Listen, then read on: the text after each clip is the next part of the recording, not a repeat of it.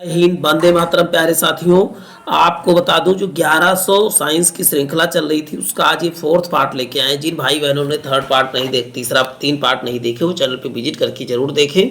बहुत ज़बरदस्त question answer की श्रृंखला है। तो चलते हैं प्यारे साथियों, आज की शानदार जानदार सीरीज को प्रारंभ करते हैं। निम्नलिखित में से किस उद्योग में अभ्रक कच्चे माल के रूप में प्रयुक्त होता है? तो बताओ, विद्युत उद्योग में अभ्रक जो है कच्चे माल के रूप में प्रयुक्त होता है। एक व्यक्ति घूमते हुए स्टूल पर बाहें फैलाए खड़ा है, एकाएक वह बाहें सिकोड़ लेता है तो स्टूल का कोणीय वेग क्या होगा? तो स्टूल का कोणीय वेग आप बताएंगे बढ़ जाएगा। चलते हैं नेक्स्ट देखते हैं प्यारे साथियों। क्वेश्चन है, उपग्रह में समय ज्ञात करने के लिए अंतरिक्ष यात्री को क्या प्रयोग करना चाहिए? तो कौन सा आप बताओगे? स्प्रिंग घड़ी का प्रयोग किया जाना चाहिए। इकाइयों की समस्त व्यवस्थाओं में किस इकाई की मात्रा समान होती है? तो विशिष्ट गुरुत्व की जो है मात्रा सदैव क्या होती है? समान होती है। याद करके रखना है प्यारे साथियों। चलते हैं नेक्स्ट देखते हैं। क्वेश्चन है, उगते व डूबते समय सूर्य लाल प्रतीत होता है क्योंकि लाल रंग का प्रकीर्णन क्या होता है? बहुत ही कम होता है। चलते हैं। क्वेश्चन है, कारों, ट्रकों और बसों में ड्राइवर की सीट के बगल में कौन सा दर्पण लगा होता है? तो आप बताएंगे उत्तल दर्पण लगा होता है। एक लड़की झूला झूल रही है, उसके पास एक अन्य लड़की आकर बैठ जाती है तो झूले का आवर्तकाल क्या होगा? झूले का आवर्तकाल आप बताएंगे अपरिवर्तित रहेगा। चलते हैं। वेंचुरी मीटर से क्या ज्ञात किया जाता है?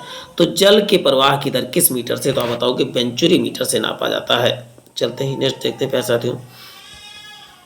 यदि कोई मनुष्य समतल दर्पण की ओर 4 मीटर पर सेकंड की चाल से आ रहा है तो दर्पण के मनुष्य के प्रतिबिंब किस चाल से आता प्रतीत होगा?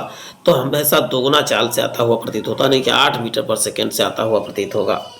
आज कार्बन डाइऑक्साइड CO2 के उत्सर्जन में सर्वाधिक योगदान करने वाला देश कौन सा है? तो इसका उत्तर हो जाएगा संयुक्त राज्य अमेरिका। क्या है? CO2 के उत्सर्जन में पहले स्थान पे है। दाब बढ़ाने पर जल का क्वथनांक क्या होता है? तो आप बताओगे दाब बढ़ाने पर जल का क्वथनांक क्या होता है? बढ़ जाता है। ये चीजें याद करके रखना है प्यारे साथियों। चलते हैं नेक्स्ट देखते हैं। वनस्पति विज्ञान के जनक कौन है? तो आप बताओगे थियोप्रेस्टस। लेकिन जीव विज्ञान तथा जंतु विज्ञान के जनक कौन है? तो अरस्तु हैं। दो समतल दर्पणों के एक दूसरे के 60 अंश के कोण पर झुके हैं, इनके बीच रखी एक गेंद पर बने प्रतिबिंबों की संख्या कितनी है? तो आप बताओ प्रतिबिंब की संख्या कितनी हो जाएगी? 60 हो जाएगी। कैसे आप बताओगे? तो 360 अपान किससे? यहाँ पर कितने हैं? 60 अंश थीटा से भाग देते हैं।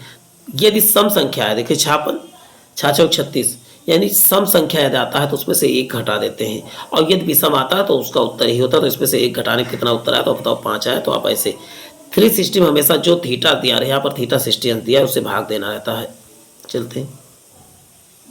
निम्नलिखित में से किसमें ध्वनि की चाल सबसे अधिक होती है? तो बताओ इस्पात में या ठोस में कहते हैं ध्वनि की चाल सर्वाधिक होती है। हम रेडियो की घुंडी घुमाकर विभिन्न स्टेशनों के प्रोग्राम सुनते हैं, यह संभव है? तो अनुनाद यानी रेजोनेंस के कारण यह संभव है।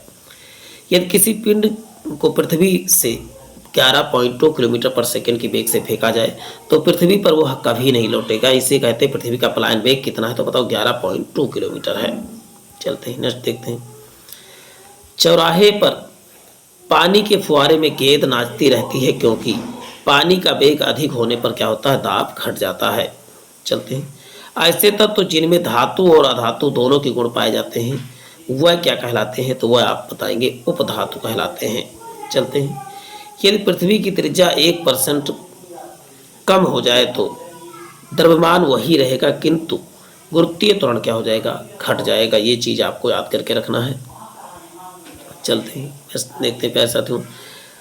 चंद्रमा पर एक बम विस्फोट होता है, इसकी आवाज पृथ्वी पर क्या होगा? क्योंकि वहां निर्वात है, पृथ्वी तक ध्वनि आएगी ही नहीं। प्रेशर कुकर में खाना जल्दी पक जाता है क्योंकि प्रेशर कुकर के अंदर दाब क्या होता है? अधिक होता है। दाब बढ़ाने पर क्या होता है? क्वथनांक जो होती है जल बढ़ जाती है। सबसे बड़ी आंखें किस स्तनधारी की होती है? तो आप बताओगे हिरण की आंखें क्या है? सबसे बड़ी होती हैं। चलते हैं। यदि द्रव्यमान परिवर्तित किए बिना पृथ्वी पर अपने वर्तमान त्रिज्या के सिकुड़ कर आधी रह जाए तो दिन कितना होगा? तो बताओ दिन 12 घंटे की हो जाएगी। पहले आधी हो गई तो 24 घंटे दिन होगा, तो अब 12 घंटे हो जाएगा। चंद्रमा पर वायुमंडल ना होने का कारण क्या है? वहां पर पलायन वेग का कम होना जो है। रेडियो एक्टिविटी की खोज किसने की? तो बताओ रेडियो एक्टिविटी की खोज हेनरी बैकरल ने किया था। चलते हैं देखते हैं। यदि किसी सरल लोलक की लंबाई 4% बढ़ा दी जाए तो उसका आवर्तकाल क्या हो जाएगा? उसका आवर्तकाल 2% बढ़ जाएगा। तांबे का शत्रु तत्व कौन सा है? तांबे के शत्रु तत्व किसे गंधक को कहा जाता है। पानी के अंदर हवा का एक बुलबुला किस तरह बर्ताव करता है? तो इसका उत्तर हो जाएगा अवतल लेंस की भांति जो है बर्ताव करता है।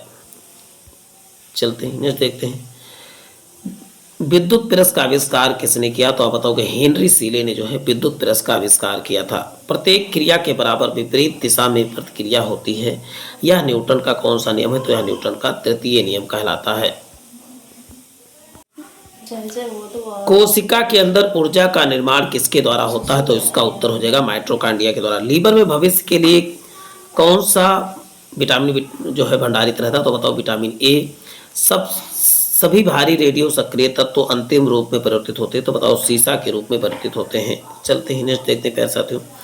अम्ल वर्षा किनके कारण पर्यावरण प्रदूषण से होती है? तो बताओगे नाइट्रस ऑक्साइड तथा सल्फर डाइऑक्साइड SO2 और NO2 के कारण जो होता है अम्ल वर्षा होता है। लेकिन किसके रूप में? तो सल्फ्यूरिक ऑक्साइड के रूप में वर्षा होती है। सबसे ज़्यादा दिन तक जीवित रहने वाला पक्षी कौन सा? तो बताओ ऑस्ट्रिच होता है। हाइड्रोफोबिया रोग किसके द्वारा होता है? तो बताओ विषाणु के द्वारा जो है हाइड्रोफोबिया रोग होता है। चलते हैं नेक्स्ट देखते हैं प्यारे साथियों। कोशिका सिद्धांत का प्रतिपादन किसने किया? तो स्लाइडन एंड सॉन ने जो है कोशिका सिद्धांत का प्रतिपादन किया था। गोबर गैस संयंत्र का आविष्कार किसने किया?